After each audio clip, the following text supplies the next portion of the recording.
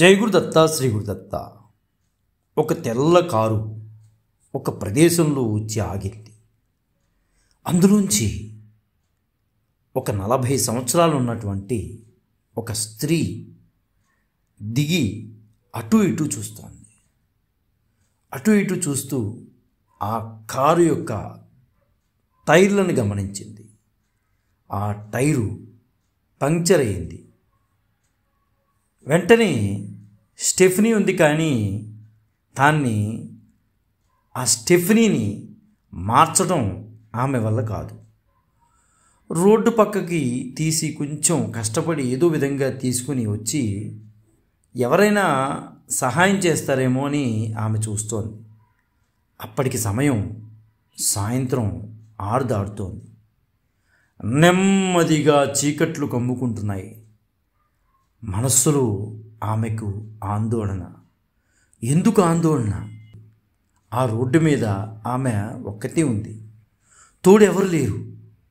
చీకటి పడితే ఎలా? దగ్గరలో ఇల్లు కూడా లేవు. పోనీ చేతిలో సెల్ ఉంది కదా అంటే సెల్ సిగ్నల్స్ లేవు. ఎవరు కారుని ఆమె ఉన్న చోటికి ఎవరు ఆపట్లేదు. ఏ కారు కూడా ఆగట్లేదు. ఆమె కారు పక్కనే నుంచుని చెయ్యి పెడుతున్నా ఎవరు కూడా ఆగట్లేదు. అప్పటికి దాదాపు 1 గంట గడిచిపోయింది. ఎలారా దేవుడా అనుకుంటూ భయపడటం మొదలైంది ఆమెలో. చలి కూడా పెరిగిపోతుంది. బాగా చలి వాతావరణం పెరుగుతోంది. అటుగా వెళుతున్న ఒక అతను బైక్ మీద ముందుకెళ్ళిపోయాడు. ముందుకెళ్ళి ఈమెను చూసి మళ్ళీ టర్న్ తీసుకుని వెనక్కి వస్తున్నాడు. ఆ వ్యక్తి వెనక్కి రావడం చూసి ఈమెలు మరింత భయం చోటు చేసుకుంది. బైక్ స్టాండ్ వేసి మెల్లగా అతను ఆమె దగ్గరకు వస్తున్నాడు. సహజంగా ఆ వాతావరణ పరిస్థితుల్లో, అప్పుడున్నటువంటి వాతావరణంలో ఆమె భయపడక తప్పలేదు. ఎవరతను? ఎందుకు వస్తున్నాడు? ఏం చేస్తాడు అనే ఆందోళన ఆమెలో ఎక్కువైపోయింది. అతను దగ్గరికి వస్తూ వస్తూ నవ్వు ముఖంతో వచ్చాడు. వెంటనే టైర్లో గాలి లేదని చూశాడు. ఆమె బెదిరిపోతోందని గ్రహించి, ఏమండి భయపడకండి, నేను మీకు సహాయం చేయడానికి వచ్చాను. బాగా చలిగా ఉంది కదా, మీరు అలా కూర్చోండి, నేను స్టెఫ్నీ మార్చేస్తాను అని అన్నాడు. ఆమె భయపడుతూనే ఒక పక్కన కూర్చుంది. ఏమండి మీరు భయపడకండి, నా పేరు బ్రియాన్, ఇక్కడ దగ్గరలోనే మెకానిక్ షాప్లో పనిచేస్తానండి. ఇంత చీకట్లో మీరు ఇక్కడ నుంచోవడం చూసి ఏమైందా అని వెనక్కి వచ్చాను అని అతను ఆ కారు డిక్కీ తెరిచి కావాల్సిన సామాన్ తీసుకుని కారు కిందకు దూరి జాకీ బిగించాడు. తార్ రోడ్ అవడం వలన అతని చేతులు కొంచెం కొట్టుకుపోయాయి. కారు కిందకి వెళ్ళటం వలన రక్తపు చారుల చేతులతో జాకీ బిగించి టైర్ తీసేసి టైర్ మార్చేశాడు. మళ్ళా సామాను ఏవైతే మిగిలిపోయి ఉన్నాయో ఆ సామాన్ అన్నింటినీ కూడా ఆ కారులోనే సర్దేశాడు. వెంటనే ఆమె డబ్బులు తీసివ్వబోతాం. వెంటనే అతను వద్దన్నాడు. వెంటనే ఆమె అంది, మీరు కాదనకండి, ఈ సమయంలో మీరు సహాయం చేయకపోతే నా పరిస్థితి ఏంటి తలుచుకుంటేనే నాకు చాలా భయంగా ఉంది. మీరు దయచేసి కాదని మాత్రం అనొద్దు అని డబ్బులు తీసి చేతికేసి వెంటనే అన్నాడు, నేను కష్టాల్లో ఉన్నప్పుడు ఎవరో ఒకరు సహాయపడ్డారు. మీకు సహాయం చేయాలనిపిస్తే, ఎవరైనా కష్టాల్లో ఉన్నారనిపిస్తే నా పేరు తలుచుకుని వారికి సహాయం చేయండి అని చెప్పేసి అతను బండి స్టార్ట్ చేసుకుని అతను వెళ్ళిపోయాడు. మనస్సులోనే ఆమె కృతజ్ఞతలు చెప్పుకుంటూ కారు నడుపుకుంటూ వెళుతోంది. ఇదంతా కూడా నిజమా, మాయా, లేదా కల్లో ఉన్నానా అనే పద్ధతులు అనుకుంటూ ఇష్టదైవాన్ని తలుచుకుంటూ అతనికి మనసులోనే కృతజ్ఞతలు చెప్పుకుంటూ ఆనందంగా ఆమె వెళ్తోంది. అయితే అంతవరకు ఆమెకి ఆకలి తెలియలా భయం చేత. ఇప్పుడు ఆ భయం పోయింది కాబట్టి ఆకలి వేస్తోంది. కానీ ఆమె వెళ్ళవలసిన దూరం ఇంకా చాలా ఉంది. ఆకలి చలి ఆమెకి ఎక్కువైపోయాయి. రోడ్డు పక్కన ఉన్న హోటల్కి వెళ్ళేలాగే చేసే ఆ 2 కారణాలు, ఆకలి చలి అనే కారణాలు ఆమెను రోడ్డు పక్క హోటల్కి వెళ్ళేలాగా చేసాయి. అదొక చిన్న హోటల్. కస్టమర్ల టేబుల్ దగ్గరికి ఒక గర్భిణీ మహిళ సర్వ్ చేస్తోంది. ఆమెను చూస్తుంటే నిండు గర్భిణి అనిపించింది. డెలివరీ రోజులు దగ్గరికి వచ్చేసి ఉంటాయని కూడా ఆమెకు అనిపిస్తోంది. బరువుగా నడుస్తోంది. ఇవన్నీ కూడా ఈమె పరిశీలించింది. ఎందువల్లంటే ఈమె కూడా ఒక స్త్రీ కాబట్టి ఆ స్త్రీ యొక్క ఆవేదనని ఈమె గ్రహించగలిగింది. అన్ని టేబుల్స్ దగ్గరికి వెళ్ళి వాళ్ళకి కావాల్సిన ఆర్డర్ తీసుకుని వాళ్ళకి ఇచ్చేస్తూ సర్వ్ చేయడం, బిల్లు తీసుకుని చిల్లర ఇవ్వడం అన్నీ ఆమె చేస్తోంది. సరే, ఈమె వెళ్ళి కూర్చుంది.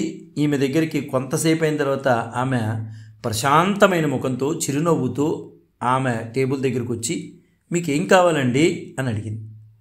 అంత శ్రమపడుతూ కూడా చెరిగిపోని నవ్వు ఆమె ముఖంలో ఎలా ఉందో అని ఆశ్చర్యపడుతోంది. ఆమె మనసులో అనుకుంటోంది, ఏంటి ఇంత కష్టపడుతూ కూడా ఆమె ముఖంలో ఎంత ఆనందంగా వచ్చి పనిచేయడానికి వస్తోంది అని భోజనం ఆర్డర్ ఇచ్చింది. సరే, భోజనం చేసేసి ఆమెకు 500 రూపాయల నోటు ఇచ్చింది. ఆమె చిల్లర తేవడానికి వెళ్ళింది. తిరిగి వచ్చేటప్పటికు ఆ భోజనం చేసిన ఆమెకి కనపడలే.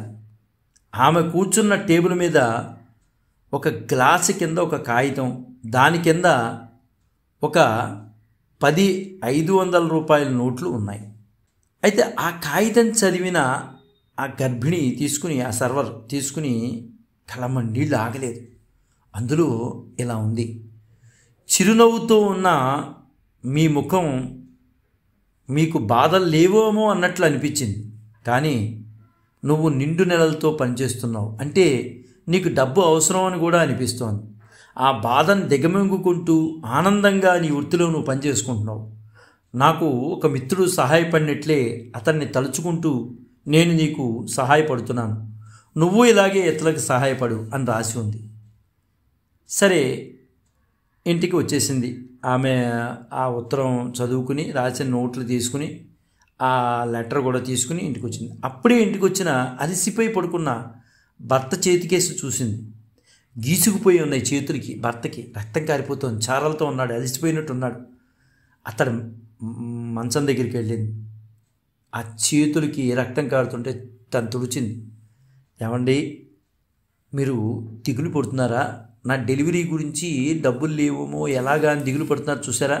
మీరేం బాధపడద్దు, ఆ బెంగ తీరిపోయింది. మీరేం బాధపడద్దు, ఆ భగవంతుడే మనకు సహాయం చేశాడు అని జరిగిన సంఘటన అంతా కూడా చెప్పింది ప్రశాంతంగా భర్తకి. భగవంతుడే ఆమెను పంపించినట్లు ఉన్నారు మన కష్టాలను చూసి అని ఎంతో ప్రశాంతంగా ఆమె భర్తకు చెప్పింది. నిజమండి, ఇది మాత్రం వాస్తవం. ఆమె జీవితంలోనూ కాదు, మన జీవితంలో కూడా జరిగి తీరుతుంది. ఇది మనం ఎవరికైనా మనస్ఫూర్తిగా సహాయం చేస్తే అది ఎక్కడికి వెళ్ళిపోదండి. అది ఎక్కడికి వెళ్ళిపోదు. అది వెంటనే మీకు ఫలితం ఇవ్వవచ్చు, కానీ ఏదో ఒక రోజున ఆ ఫలితాన్ని మీరు పుచ్చుకుంటారు. మనం ఆపదలో ఉన్నప్పుడు తిరిగి మనకే చేరుతుంది అన్నది ఈ కథ యొక్క పరమార్థం. వాస్తవం అండి. అందుకనే మన సంప్రదాయంలో కూడా పరోపకారార్థమిదం శరీరం అని అంటూ ఉంటారు.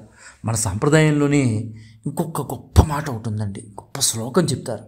ఏంటి ఆ శ్లోకం అంటే, శ్రోత్రం శ్రుతేనైవ న కుండలేన దానేన పాణిర్నతు కంకణేన విభాతి కాయ కరుణాపరాణాం పరోపకారేణ న చందనేన.